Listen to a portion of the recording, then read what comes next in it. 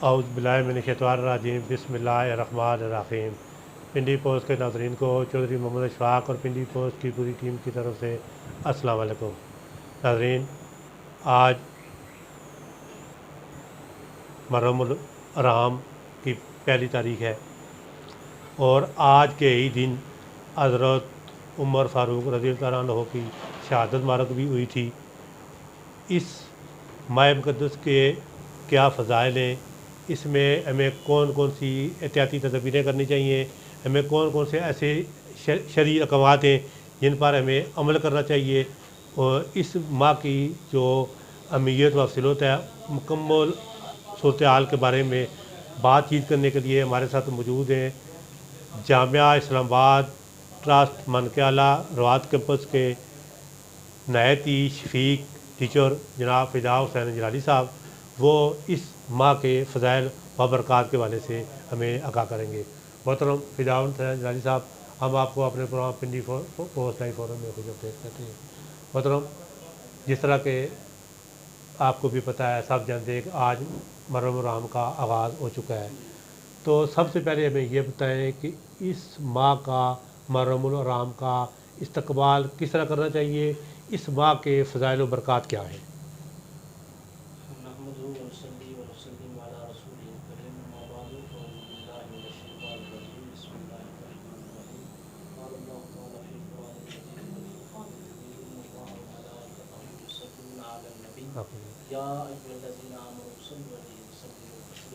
السلام علیکم یا سیدی یا رسول اللہ علی آلک و اصحابک و ازواجک یا رسول اللہ۔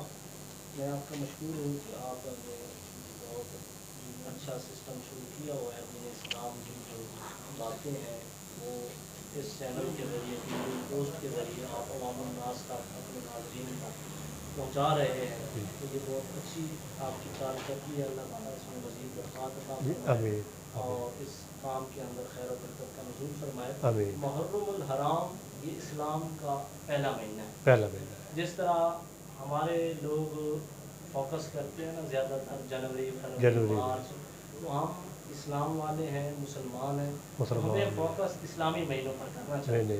تو یہ ہمارا اسلامی سال کا پہلا مہینہ جو ہے یہ محرم الحرام ہے۔ لفظ محرم الحرام سے ہی اس کی عزت ثابت ہو رہی ہے، اس کی عظمت ثابت ہو رہی ہے، یعنی یہ مہینہ عزت اور احترام کے قابل ہے، اور یہ بات قرآن و سنت سے ثابت ہے، یعنی اس کی عظمت اور عزت جو ہے ما ثابت بالسنہ ہے، قرآن میں بھی ہے اور نبی پاک صلی اللہ علیہ وسلم کے فرمان میں بھی ہے۔ اللہ تعالیٰ نے قرآن مجید کے اندر ارشاد فرمایا کہ اے محبوب، یہ آپ کو ان مہینوں سے کے بارے میں پوچھتے ہیں کہ ہم ان مہینوں میں جہاد کریں، آپ فرما دیں کہ ان مہینوں کے اندر جہاد کرنا بڑا گناہ ہے۔ یہ 4 مہینے ہیں جو حرمت والے ہیں، ایک ذوالقعدہ، ذوالحج شریف، محرم الحرام اور رجب۔ یہ اسلام سے پہلے بھی حرمت والے تھے، اور نبی پاک صلی اللہ علیہ وسلم کے آنے کے بعد، تشریف لانے کے بعد، قرآن کے اندر ان کی جو ہے فضیلت ثابت ہونے کے بعد مزید حرمت والے ہو گئے، مزید عزت والے ہو گئے۔ تو یہ محرم الحرام جو ہے یہ عزت کا مہینہ ہے، حرمت کا مہینہ ہے، بڑی شان کا حامل ہے۔ اس کے اندر صرف اسلام نہیں، باقی بھی جتنا مذاہب ہیں، جو دیکھ لے کہ حضرت اما عائشہ رضی اللہ تعالیٰ عنہ فرماتی ہیں کہ نبی پاک صلی اللہ علیہ وسلم جب مدینہ تشریف لائے تو یہودی جو مدینہ کے تھے، یہودی وہ اتوار کا روزہ رکھتے تھے، 10 محرم الحرام کا، اس کو یوم عاشوراء بھی کہتے ہیں، یعنی 10ویں کا دن۔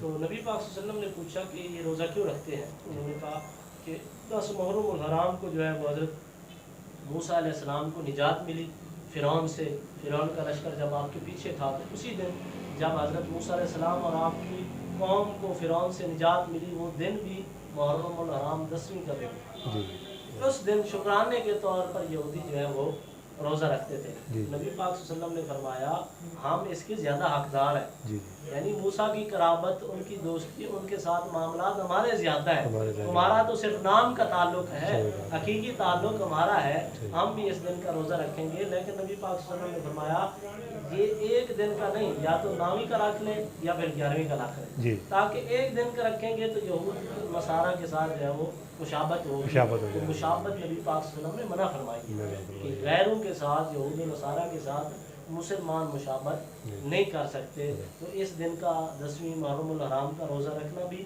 سنت ہے, سنت سے ثابت ہے. ہمارے نبی پاک صلی اللہ علیہ وسلم رکھا کرتے تھے, یا 9ویں کا رکھ لیں یا پھر 11ویں کا رکھ لیں, 2 روزے رکھ لیں تاکہ ہماری مشابہت جو ہے وہ ان کے ساتھ نہ ہو, یہود و نصارہ کے ساتھ نہ ہو. اور اس دن کو حضرت آدم علیہ السلام کی توبہ قبول ہوئی. اس دن کو حضرت نوح علیہ السلام کی جو کشتی تھی سفینہ نوح ہے وجودی پہاڑ پر ٹھہرا. اس دن کو حضرت عیسیٰ علیہ السلام کی ولادت ہوئی. اس دن کو حضرت ابراہیم علیہ السلام پر آگ گلزار ہوئی. یعنی اس دن کے اندر کئی ایسے واقعات ہوئے, اس دن کے ساتھ کئی ایسے عظیم کاموں کی نسبت ہے. اور 10ویں محرم الحرام کو سب سے جو بڑا اس کو نسبت حاصل ہے وہ نواس رسول اور لخت جگر نور نظر حضرت مولا علی رضی اللہ تعالی عنہ اور سیدہ طیبہ طاہرہ عابدہ ساجدہ فقیہہ مفتیحہ حضرت سیدہ خاتون جنت سلام اللہ علیہا کے لخت جگر حضرت امام حسین کی اس دن کو شہادت ہوئی. باقی ساری نسبتیں قابل احترام ہیں, عزت کی نگاہ سے دیکھتے ہیں, ان کا بھی ادب ہے. لیکن اس دن کو جو یہ نسبت ہے یہ نسبت کمال کی نسبت ہے. یہ نسبت اس دن کو خون حسین سے نسبت ہے.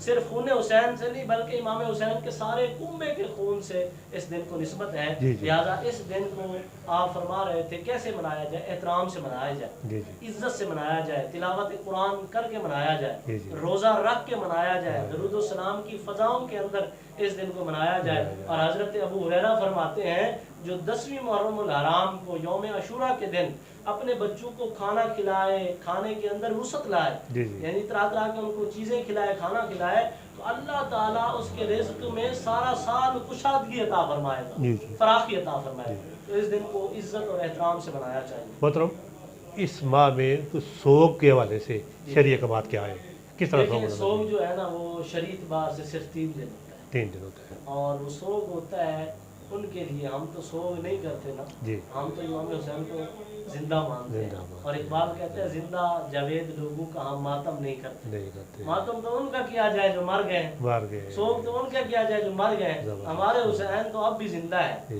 آپ بھی زندہ ہیں اور قیامت تک زندہ رہیں گے.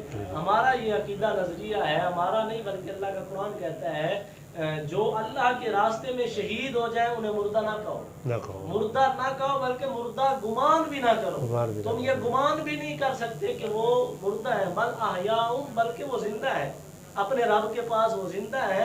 اللہ ان کو کھلاتا بھی ہے, اللہ ان کو پلاتا بھی ہے, لیکن اس زندگی کا تمہیں شعور نہیں ہے. وہ جو زندگی ہے کمال کی زندگی ہے. جس باقی عام شہید زندہ ہیں, تو امام حسین مولا حسین تو سید الشہداء ہے, شہیدوں کے سردار ہے. اگر عام شہید کے بارے میں رب کا یہ فرمان ہے تو امام حسین کی شان کا عالم کیا ہوگا.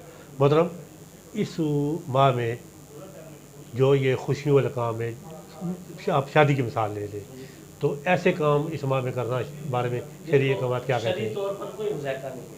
آپ اس ماہ کے اندر بلکہ آپ 10ویں محرم الحرام کو بھی ہے وہ شادی جو ہے وہ کر سکتے ہیں, لیکن شادی کریں جس طرح امام الانبیاء نے کی ہے. اپنے بیٹی کی شادی ہمارے نبی پاک صلی اللہ علیہ وسلم نے بھی کی ہے نا. ہمارے لوگ یہ باقی چیزیں پر کافی توجہ دیتے ہیں, لیکن شریعت پر توجہ دینی چاہیے. شرعی طریقہ یہ ہے کہ شادی محرم میں بھی جائز ہے اگر ہو سنت مصطفیٰ کے مطابق. اگر شادی ہو غیر محرم میں ہو, باقی مہینوں میں ہو, اگر وہ خلاف سنتوں پر ایسی شادی جائز نہیں ہے. محترم, آپ کے آنے سے پہلے نا میں ایک بندے سے بات کی, آپ مفتی صاحب آئیں گے اس حوالے سے بات چیت کریں گے. انہوں نے کہا ایک سوال لکھ کر دے گئے وہ کہ جو عید قربان ہوتی ہے اس میں اور یہ جو محرم الحرام کا آغاز ہوتا ہے وہ تھوڑے دنوں کا وقفہ ہوتا ہے. تو اگر کسی کے گھر میں قربانی کا گوشت پڑا ہو تو اس کو کھانے کے حوالے سے, اس کو گھر میں رکھنے کے حوالے سے, یا اس کو یوم محرم الحرام شروع ہونے سے پہلے ختم کر دینا چاہیے, اس حوالے سے تھوڑی تفصیل بتائیں. اس میں یہ دیکھیں نا, اس حوالے سے جو میری سمجھ کے مطابق جو واللہ عالم والرسول, اللہ رسول بہتر جانتے ہیں, یا بزرگان دین اللہ کے ولی مرشد کریم بہتر جانتے ہیں. جو میری سمجھ بوجھ ہے وہ یہ ہے کہ اس کا کوئی نہ اس کے اندر زیادہ ثواب ہے نہ زیادہ گناہ ہے. آپ قربانی کا گوشت کھا سکتے ہیں فریضہ کر کے, کوئی اس میں مسئلہ نہیں ہے. اگر اس دن پکائیں تو پھر بھی پکا, لیکن ثواب کے اندر کوئی کمی پیشی نہیں ہے. بہتر طریقہ یہ ہے اور سنت طریقہ یہ جی۔ ہے، کیونکہ ہم نے جو کام کرنا ہے نبی پاک صلی اللہ سنت علیہ کے وسلم کے مطابق مطابق کرنا جی، صحیح ہے۔ بات۔ سنت طریقہ یہ ہے کہ نبی پاک صلی اللہ علیہ وسلم قربانی فرمایا کرتے تھے، گوشت کو تقسیم فرما دیا کرتے تھے۔ صحیح۔ قربانی جو ہے یہ فقراء کے لیے ہے، مساکین کے لیے۔ بندہ ویسے صاحب جو صاحب شریعت نے اس پہ قربانی کو واجب کیا نا، جو صاحب استطاعت ہے، جی جی صاحب استطاعت ویسے سارا سال ہی گوشت کھا سکتا ہے، صحیح بات۔ ضروری تو نہیں ہے قربانی کا گوشت فریزر کر کے رکھے اور وہ محرم کو بھی پکاتا رہے، ربیع الاول کو میلاد کرتا رہے، یہ ٹھیک نہیں ہے۔ قربانی جیسے مقصد کے لیے کی جاتی ہے، فقراء کے لیے، مساکین کے لیے بانٹ دینی چاہیے۔ ایک لطیفہ ہے، لطیفہ سمجھانے کے لیے ہوتا ہے، مثال ہوتی ہے۔ تو وہ کہتے ہیں ایک بندے نے خواب دیکھا، تو کیونکہ حدیث پاک کا مفہوم ہے کہ قربانی کے جانور پرصراط پر کھڑے ہوں گے۔ جی جب بندے جو قربانی کرنے والے ہیں، جن کی نیت صاف ہے، ستھری ہے، تو ان کے جانور جو ہیں وہاں کھڑے ہوں گے، تو ان کو سواری کے لیے ان کے قربانی کے جانور دیے جائیں گے۔ وہ کہتے ہیں میں خواب دیکھ رہا ہوں کہ باقی تو سب چڑھ کے جا رہے ہیں، پل صراط پہ چلے جا رہے ہیں اور گزر رہے ہیں، تو میرا جانور ہے، باقی سب کی 4 ٹانگیں، میرے جانور کی 3 ہیں۔ اچھا وہ کہتے ہیں میں پریشان ہوں اور میں اس سے خطاب کر رہا ہوں کہ تیری تو 4 جانور 4 ٹانگیں تھی جب میں نے تجھے ذبح کیا، تو 1 ٹانگ تیری کدھر گئی؟ تو اس کو وہ خواب میں مجھے وہ کہہ رہا ہے بکرا ہے یا گائے ہے یا بچہ ہے، وہ کہتے ہیں حضرت صاحب ایک گائے ابھی بھی فریزر میں پڑی ہے، اس کو بانٹو گے، تقسیم کرو گے، کھاؤ گے تو وہ جڑے گی۔ تو مقصد یہ ہے کہ قربانی کا جو جانور بندہ ذبح کرتا ہے، سنت طریقہ یہ ہے کہ مساکین غرابا کے اندر تقسیم کر دے، باقی اس کے اندر کوئی کمی پیشی نہیں ہے، پہلے کھاؤ یا بعد میں کھاؤ، کوئی مذائقہ نہیں ہے۔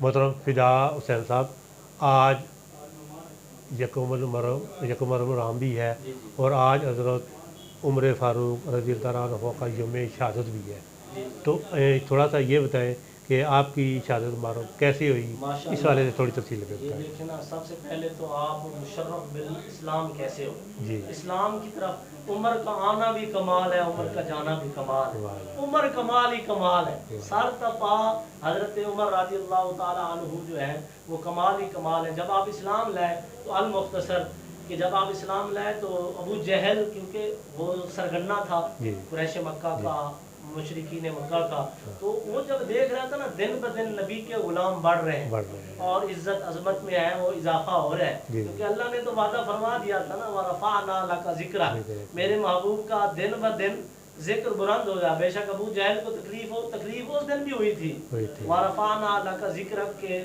سسٹم سے، مقصد سے تکلیف ابو جہل کو بھی تھی، تکلیف آپ بھی ابو جہل کی اولاد ہے، ان کو بھی تکلیف ہے، لیکن وہ تکلیف کا ہم کچھ نہیں کر سکتے۔ تو وہ اللہ فرماتا ہے جن کو غیظ ہے، جن کو حسد ہے، بغض ہے، تو وہ منہ اس غیظ کے اندر مرتے رہیں، جلتے رہیں، ہم نبی کا ذکر کرتے رہیں گے۔ تو حضرت عمر رضی اللہ تعالیٰ عنہ کو اس نے تیار کیا، دیکھو جی یہ نئے نبی آئے ہیں، ہمارے آباء و اجداد کا جو دین ہے، ہمارے جو خدا ہیں ان کو برا بھلا کہتے ہیں اور ان کے بارے میں طرح طرح کی باتیں کرتے ہیں، کوئی ان کو پوچھنے والا نہیں ہے، یہ دن بدن ان کی تعداد جو ہے وہ زیادہ ہو رہی ہے۔ یعنی حضرت عمر کو اس بات پہ تیار کیا کہ حضرت عمر نے ہاتھ کے اندر تلوار لی اور کہا معاذ اللہ نقل کفر نہ باشد، کہ آج میں جا کر مسلمانوں کے نبی کا سر جو ہے قلم کر دوں گا۔ تو آپ ہاتھ کے اندر یہ تلوار لہراتے ہوئے آ رہے تھے، تو راستے میں ایک صحابی رسول ان سے ملاقات ہوئی، انہوں نے پوچھا عمر کدھر جا رہے ہیں؟ انہوں نے آگے سے یہ بات کی، تو انہوں نے کہا پہلے اپنی گھر کی خبر لے، تیرے بہنوئی اور تیری بہن وہ مشرف با اسلام ہو چکے ہیں، اسلام میں داخل ہو چکے ہیں۔ تو حضرت عمر کو مزید غصہ آیا، تو جب گھر گئے، بہنوئی کے گھر دروازہ کھڑکھڑایا، اندر گئے تو دیکھے پہلے ہی سنا کہ کسی چیز کی آواز آ رہی ہے، تلاوت ہو رہی ہے۔ تو جب گھر کے اندر داخل ہوئے تو پوچھا کس چیز کی تلاوت کر رہے ہیں، تو وہ سہم گئے، کیونکہ عمر کا جلال پہلے بھی کمال والا تھا، پہلے تو میں کہتا ہوں کمال والا نہیں تھا، پہلے تو اس سسٹم میں تھے، جب نبی کے دامن سے وابستہ ہوئے پھر جمال بھی کمال والا تھا، جلال بھی کمال والا تھا۔ تو انہوں نے پوچھا کہ کس چیز کی تلاوت ہو رہی تھی، کسی نے نہیں بتایا۔ پھر جب سختی کی، حضرت عمر نے اپنی بہن کو تماچا رسید کیا، حتیٰ کہ کہتے ہیں خون مبارک بھی ان کا نکلا۔ تو آگے جو بہن ساری زندگی حضرت عمر کے سامنے نہیں بولی تھی، آگے سے اس نے کہا عمر جس جسم کے اندر، جس رگوں کے اندر تیرا خون ہے جس باپ کا، اس خون وہی خون میری رگوں کے اندر بھی وہی دوڑتا ہے، بے شک تو مجھے جان سے مار دے دامن مصطفیٰ کو نہیں چھوڑ سکتا۔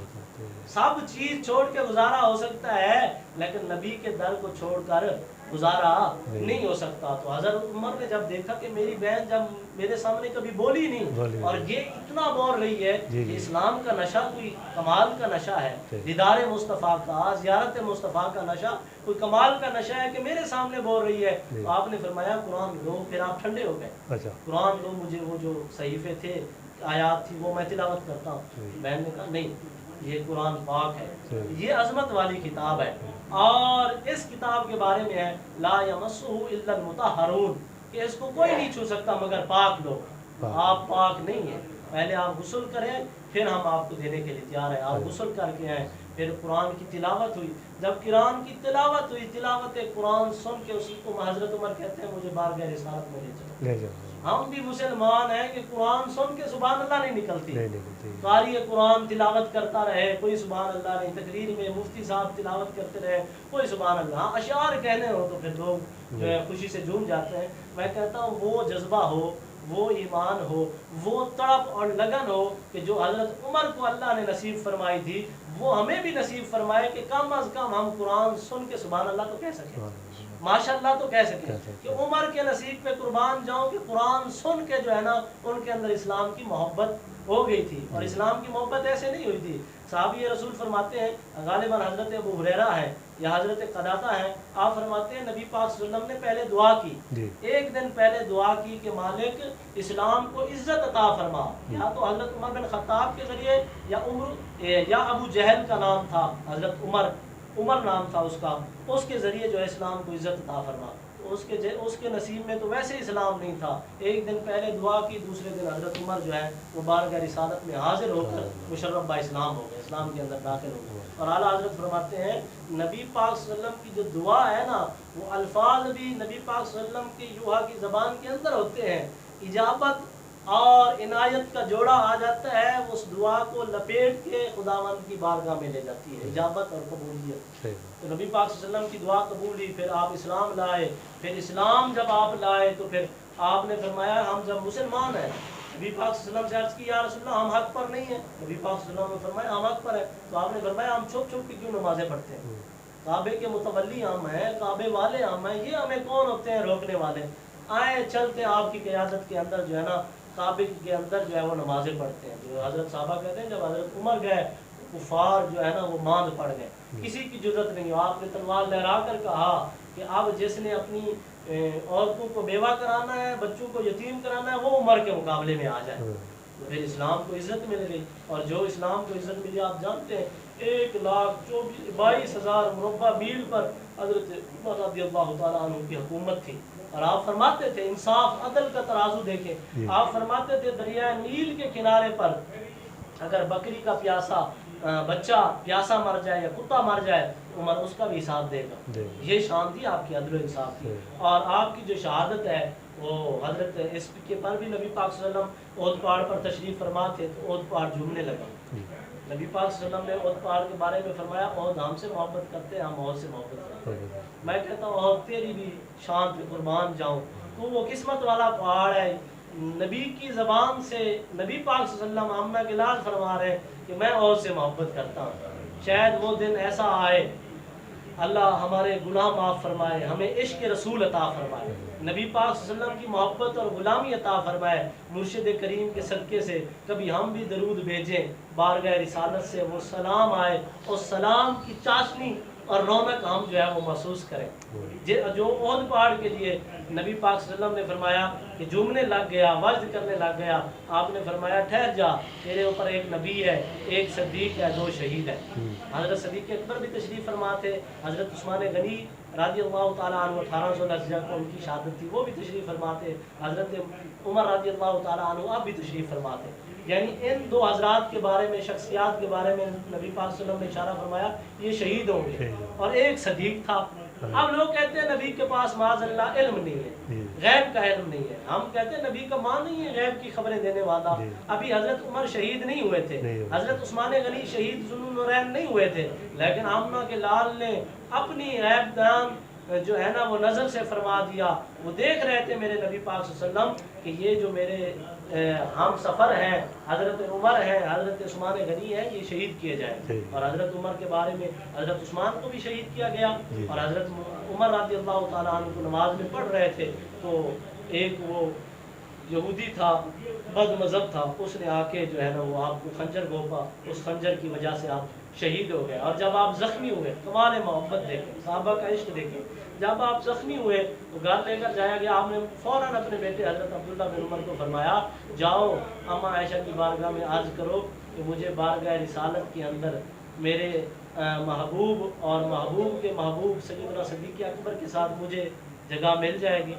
ہاں تیری زمین, وہ اعلیٰ حضرت فرماتے ہیں مدینے میں مر کے ٹھنڈے چلے جاؤ آنکھیں بند, یہ سیدھی سڑک شفاعت نگر کی ہے. وہ جو جگہ, یہ تو مدینے کی بات ہے, یہ تو جنت المکی کی بات ہے. اور جہاں میرے نبی پاک صلی اللہ علیہ وسلم تشریف فرمائے, وہ جہاں بلکہ نبی پاک صلی اللہ علیہ وسلم کے قدمین لگ جائیں, وہ جگہ عرش اعظم سے بھی افضل ہو جاتی ہے. تو جہاں آمنہ کا لال تشریف فرمایا, اس جگہ کی شان کا عالم کیا ہوگا. حضرت عمر کو یہ فکر نہیں تھی کہ میں شہید ہو جاؤں گا, میں چلا جاؤں گا, بلکہ آپ دعا فرمایا کرتے تھے یا اللہ اگر مجھے موت دینی ہے تو وہ اپنے راستے میں اور مدینے کے اندر عطا فرمانی ہے. مدینے کے اندر آپ کی وصال ہوا, شہید ہوئے. جب حضرت عمر عبداللہ بن عمر گئے تو اماں عائشہ سے عرض کی کہ بابا جانی یہ خیش کر رہے ہیں, دیکھیں وہ وقت کا خلیفہ اور پوچھ رہا ہو رعایا سے. یہ بھی کمال ہے نا. ہمارے تو وزیر اعظم گنتی میں نہیں لاتے, کروڑوں کی لوگوں کی قبضہ مافیا بن جاتے ہیں, بلکہ جتنے بھی قبضے ہیں ان کے پیچھے ہمارے حکمرانوں کا ہاتھ ہوتا ہے. ان کی بےایمانی اور ان کی جو ہے نا وہ فراڈی سارا سسٹم ان کا ہوتا ہے. مولا عمر کی شان دیکھیں, حضرت عمر کی شان دیکھیں کہ آپ اتنا بڑے امیر المومنین ہو کر 1,22,000 مربع میل کے حاکم اور فیصل ہو کر, حکم چلانے والے ہو کر, پوچھ کس سے رہے اماں عائشہ سے کہ آپ اجازت دیں کیونکہ حجرہ آپ کا ہے, آپ اگر اجازت دیں تو میں وہاں سو جاؤں, لیٹ جاؤں, وہاں میرا مدفن ہو جائے. اماں عائشہ سے جب یہ بات پوچھی گئی, آپ نے فرمایا عمر سے زیادہ حقدار کوئی نہیں ہے. اماں عائشہ نے پھر اجازت دے دی. اور صحابہ فرماتے ہیں نظریں دروازے پر تھی, حضرت عمر کی نظریں دروازے پر تھی, اس امید میں تھے کہ میرا بیٹا کب آئے گا اور یہ مسئلہ سنائے گا, خوشخبری اور بشارت سنائے گا کہ آپ کو جو ہے اجازت مل گئی. آپ کو جب اجازت ملی تو خوشی کی کوئی انتہا نہ رہی. تو آپ کا پھر وہ نبی پاک صلی اللہ علیہ وسلم کی حدیث ہے کہ نبی پاک صلی اللہ علیہ وسلم تشریف فرماتے جا رہے تھے, دائیں طرف سے سیدنا صدیق اکبر تھے, بائیں طرف سے حضرت عمر فاروق تھے, ہاتھ میں ہاتھ تھے. کیا شان ہوگی اشفاق صاحب, کیا وہ منظر ہوگا, کیا وہ سسٹم ہوگا.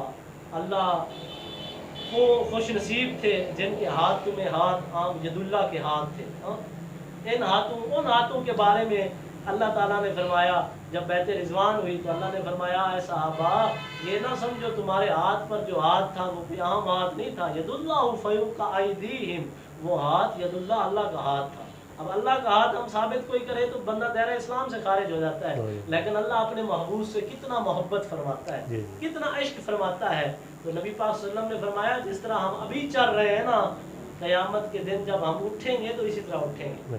دائیں طرف صدیق ہوگا, بائیں طرف عمر ہوگا, درمیان میں آمنہ کے لال ہوں گے. اس شان سے اٹھیں گے.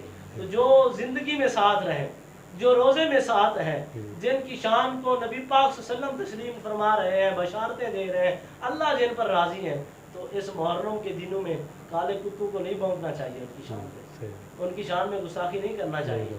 کہ جن کو اللہ نے قبول فرمایا, جن کو رسول اللہ نے قبول فرمایا, ہم کون ہوتے ہیں ان کی شان میں بے ادبی کرنے والے, ہم کون ہوتے ہیں ان پہ ان کی شان پہ اعتراض کرنے والے. کس منہ سے ہم اعتراض جو کرتے ہیں, کس منہ سے وہ مدینے جاتے ہیں, کس منہ سے وہ روزہ رسول پہ جاتے ہیں. روزہ رسول پہ جائیں تو آگے تو شیخین سوئے ہوئے ہیں, آگے تو سیدنا صدیق اکبر عمر فاروق سوئے ہوئے ہیں. تو جو ان دونوں کا نہیں وہ میرے نبی کا بھی نہیں. حضرت حدیث ترمذی شریف کی حدیث ہے, نبی پاک صلی اللہ علیہ وسلم نے جنازہ نہیں پڑھایا. صحابہ نے پوچھا یا رسول اللہ اس شخص کا جنازہ کیوں نہیں پڑھا رہے؟ نبی پاک صلی اللہ علیہ وسلم نے فرمایا اس کے دل میں بغض عثمان ہے. تو جس کے دل میں بغض عثمان ہو, نبی پاک صلی اللہ علیہ وسلم اس کا جنازہ نہیں پڑھاتے. تو جس کے دل میں بغض عمر ہو اس کو منہ لگائیں گے, جس کے دل میں بغض صدیق ہو اس کو وہ بھی منہ نہیں لگائیں گے. بلکہ یہ جو علی کی محبت میں آ کر یہ خواہ خواہ جو یہ گستاخیاں کرتے ہیں, مولا علی بھی اس کو کوثر دیں گے جس کی اجازت صحابین دیں گے، جس کی اجازت شیخین دیں گے، جس کی اجازت صحابہ دیں گے. تو حضرت عمر کا یہ یکم محرم الحرام کے دن آپ کی شہادت ہے، وصال ہے. اس دن کو بھی بندہ احترام سے منائیں، گھر میں ختم کریں، ان کو اثر ثواب کریں، ان کا فیض پہنچے گا. ہمارا یہ نظریہ عقیدہ ہے اشفاق صاحب، جب ہم سورۃ فاتحہ سورۃ اخلاص پڑھ کے اثر ثواب کر کے بھیجتے ہیں، حدیث سے ثابت ہے کہ وہ تحفہ ان کے پاس پہنچتا ہے. درود و سلام کا تحفہ نبی پاک صلی اللہ علیہ وسلم کے پاس پہنچتا ہے. نبی پاک صلی اللہ علیہ وسلم فرماتے ہیں میں خود سنتا ہوں اپنے امتی کا سلام، پھر میں جواب بھی عطا فرماتا ہوں. محترم محرم الحرام ہمیں درس کیا دیتا ہے؟ محرم الحرام ہمیں عزت کا درس دیتا ہے، غیرت کا درس دیتا ہے. فکر حسینی جو ہے، اور بالخصوص محرم الحرام کا مہینہ ہمیں غیرت اور عزت کا، اسلام کا، قرآن کا، اس کا درس دیتا ہے کہ ہم باقی ساری چیزیں ہم کہتے ہیں جو ہم ترقی کر گئے، یہ کوئی ترقی نہیں. ترقی فکر حسین میں. امام حسین رضی اللہ تعالی عنہ کو یزید کی طرف سے یہ آفت تھی، آپ مدینے میں رہیں، آپ کو وہاں پیسہ پہنچے گا، آپ کو وہاں مال پہنچے گا، مدینے کی گورنری مل جائے گی، جہاں کہ آپ کہیں آپ کو گورنر بنا دیں گے. لیکن امام حسین نے مال کو ٹھکرا دیا، اس کا جو بھی آفر تھی سب کو ٹھکرا دیا. ظالم کی آنکھوں میں آنکھیں ڈال کر کہا کہ تو ظالم ہے. اور خواجہ معین الدین چشتی اجمیر شریف کے شہنشاہ فرماتے ہیں سرداد نداد در دست یزید حقا کے بنا لا الہ آست حسین. امام حسین نے سر تو دے دیا لیکن فاسق فاجر کے ہاتھ میں ہاتھ نہیں دیا. تو ہمیں بھی امت کو یہ چاہیے کہ کسی فاسق کے سامنے، کسی ظالم کے سامنے سر کو نہیں جھکانا چاہیے. ظلم پہ راضی رہنا یہ بھی ظلم ہے، ظالم کا ساتھ دینا یہ بھی ظلم ہے، فسق و فجور کا ساتھ دینا یہ بھی ظلم ہے. فکر حسینی یہ ہے، غیرت یہ حسینی یہ ہے کہ ظالم کے سامنے ڈٹ جانا چاہیے اور اس کا مقابلہ کرنا چاہیے. یہی محرم الحرام کا مہینہ ہمیں درس دیتا ہے. اور نبی پاک صلی اللہ علیہ وسلم کی حدیث کا مفہوم ہے کہ ایمان کا پہلا درجہ یہ ہے کہ نیک جہاں برائی ہو رہی ہے وہاں ہاتھ سے روکو. آپ نے بھی یہ سنا ہوگا، اگر آپ ہاتھ سے نہیں روک سکتے پھر زبان سے روکو. زبان سے نہیں روک سکتے، کمزور ترین درجہ جو ہے وہ دل میں برا جانا. آج جو ہماری حالت ہے اشفاق صاحب وہی ہے. ہم اپنے رشتہ داروں کو بھی نیکی کی دعوت نہیں دے سکتے. مولوی بھی ممبر و محراب پہ خاموش ہے. کم از کم اس محرم الحرام کے مہینے کی برکت سے اور اس دن کی برکت سے میں علماء کی بارگاہ میں یہ پیغام عرض کر رہا ہوں، پیغام پہنچا رہا ہوں، کم از کم علماء کو تو حسینی کردار ادا کرنا چاہیے. علماء کو تو حسینی فکر پر چلنا چاہیے. یہ زندگی آنی جانی ہے، ایک منٹ ایک سیکنڈ کا لحاظہ نہیں ہے. اگر زندگی گزارنی ہے تو بابا خادم حسین رضوی کی طرح زندگی گزارے، مجاہدانہ کردار ادا کرے. علماء معاشرے کے اندر مجاہدانہ حکیمانہ کردار ادا کرے، معاشرہ ٹھیک ہو جائے گا، خود بخود لوگ ٹھیک ہو جائیں گے. اللہ تعالی ہم سب کو عمل کرنے کی توفیق عطا فرمائے. آمین. ناظرین، ہمارے ساتھ موجود تھے جناب نہایت ہی محترم مذہبی شخصیت مفتی فدا حسین جلالی صاحب. ماشاءاللہ انہوں نے محرم الحرام کے تقدس کے بارے سے بڑے اچھے طریقے سے آگاہی دی.